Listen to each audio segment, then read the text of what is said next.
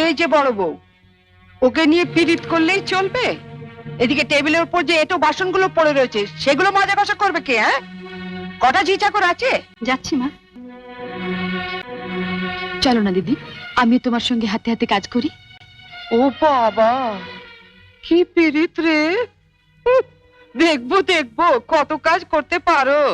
দেখি তোমার বাবা মা কি গয়না পরিয়ে শ্বশুর বাড়ি পাঠিয়েছে। হ্যাঁ? গলার ওই দুটো সোনার না ইমিটেশন? আমার মা বাবা নেই, ছেলেবেলাতেই মারা গেছেন। আমি মামার কাছেই মানুষ। ও, মা বাবাকে খেয়ে বসে আছো? ধন্যি মেয়ে। এখানে এসে আবার তো নতুন করে মা পেলাম। ও বাবা, কি কাব্য মারা কথা রে বাবা! শিখে নাও মেজো বউ, শিখে নাও। আমার বাবা ওসব ন্যাকামি আসে না। না, খোলো দেখি হাতটা। দেখি দেখি দেখি দেখি, ছোট বউয়ের মুখখানা দেখি। তোকে আবার কি খবর দিল? রন্টুর বউ ভাতে যাবো বলে তৈরি হচ্ছে, হঠাৎ তনু গিয়ে বলল, তা মা, তোমার ছোট বউয়ের মুখখানা তো বেশ। এই দেখ তো, ওর গলার হারটা সোনার না ইমিটেশন? আমার তো মনে হয় ইমিটেশন। মা দেখেছেন আমার বিয়ের হারটা এখনো কেমন চকচক করছে? এটা তো মনে হচ্ছে না, কেমন যেন মেয়ের মেরে। এটা আমার মায়ের গয়না, মা মারা যাবার সময় মামার হাতে দিয়ে গিয়েছিলেন। এই সুটকেসে আরো আছে। দেখি, সরো সরো সরো না, বাপের বাড়ি থেকে কি আনলে দেখি।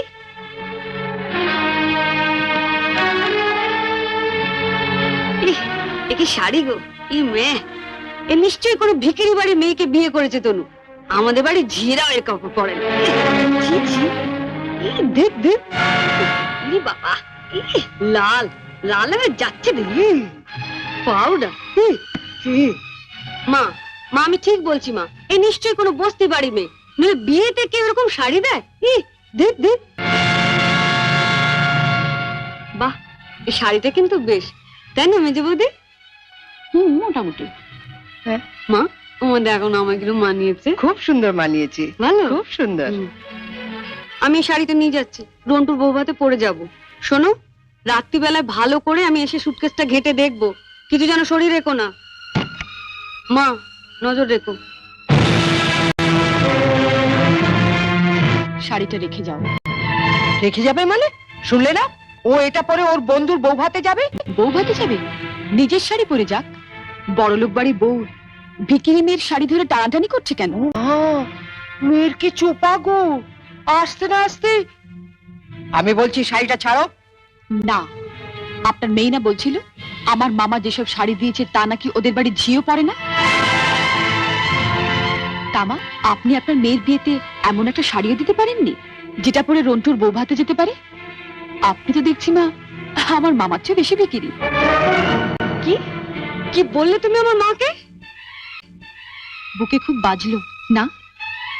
ঠিক আমার বুকেও এমনি করে বেজেছিল যখন তুমি আমার পিতৃতুল্য মামাকে বিক্রি বলেছিলে। চুপ ছিলে, চুপ কর, চুপ কর ছোট, কর ছোট।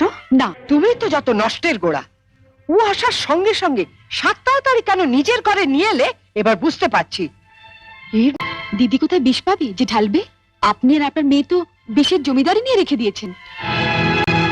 ছোট, শাড়িটা দিয়ে দে।